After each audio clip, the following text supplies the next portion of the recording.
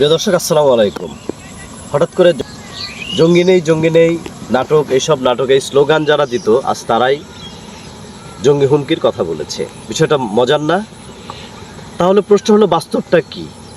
বাস্তবতা বনাম বক্তব্য। পুলিশ হেডকোয়ার্টার ইতিমধ্যে গুরুত্বপূর্ণ স্থাপনায় জঙ্গি হামলা হতে পারে সে সম্ভাবনা জানিয়ে দিয়েছে।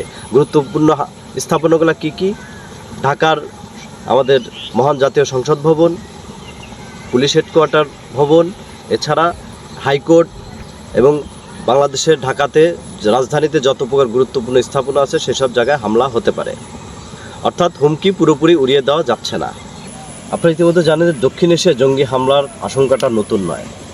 এছাড়াও ডক্টর ইউনূসের সময় জঙ্গিদের যে পরিমাণ উত্থান হয়েছে সেটা আসলে কল্পনার বাইরে। গণমাধ্যমগুলোকে তো দম বন্ধ করা অবস্থা রাখা হয়েছিল।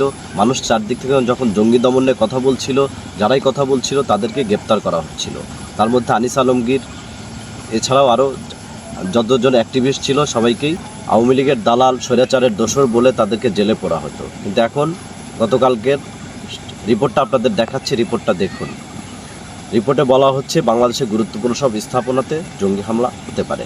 প্রিয় দর্শক, এছাড়াও আরও আমাদের কাছে যে ইন্টেলিজেন্স রিপোর্ট আছে, পাকিস্তানের টিটিপি, তেহরাক, তালেবান, পাকিস্তান এবং লস্করে তৈয়বার যোগসাজশে এই জঙ্গি হামলা হতে পারে। অথচ দেখেন, একটা জিনিস খুবই মজার করে বলি, যখন 5ই আগস্টের পরে 450টি থানা লুট হলো, সে অস্ত্রগুলো কোথায় গেল?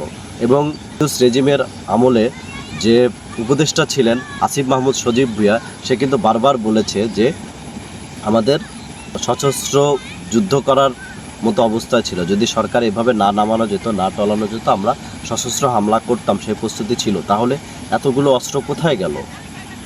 অথচ দেখেন, আওয়ামী লীগের সময় যতগুলো ইউনিট ছিল তার মধ্যে সোয়াট, কাউন্টার টেরোরিজম ইউনিট, সেগুলো কিন্তু ইউনুস গভর্নমেন্ট এসে বন্ধ করে দেয় এবং জঙ্গি নাটক বলে এই জঙ্গিবাদটাকে তারা উড়িয়ে দেয়। অথচ আওয়ামী লীগের আমলে দেখেন এই জঙ্গিবাদটা একদম জিরো টলারেন্সে নিয়ে আসছিল।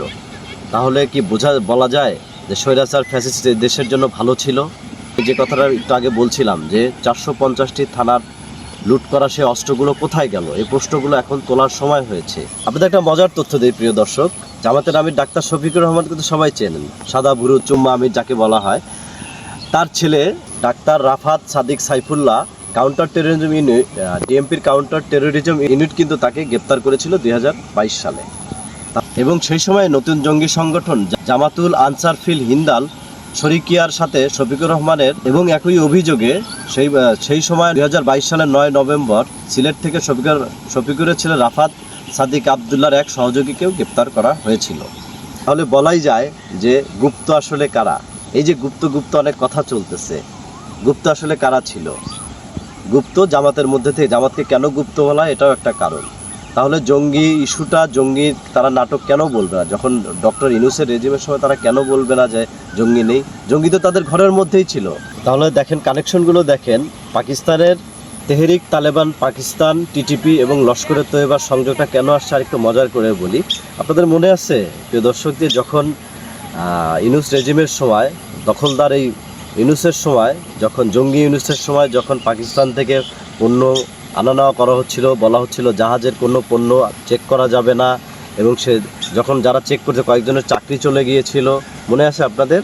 তাহলে সেই সময়কেই জঙ্গি অস্ত্র এবং যত প্রকার বোমা তৈরির সদৃশ্য মালামাল, তখন কি এগুলো, এই রাসায়নিক দ্রব্যাদিগুলো নিয়ে আসা হয়েছিল?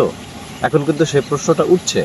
প্রিয় দর্শক, এগুলো আপনারা মিলায় নেবেন, আমি যেটা বলতেছি আপনি একটু মিলায় নেবেন যে তখনই কি এই বিষয়গুলো এসেছিল। তাহলে কেন সেই সময় কেন জাহাজগুলোকে চেক করতে দেওয়া হলো, এবং যারা এটা করতে গেল জাহাজগুলো চেক, তাদের চাকরিগুলো তাদের সেই চাকরিগুলোকে এখনও ফেরত দেওয়া হয়েছে?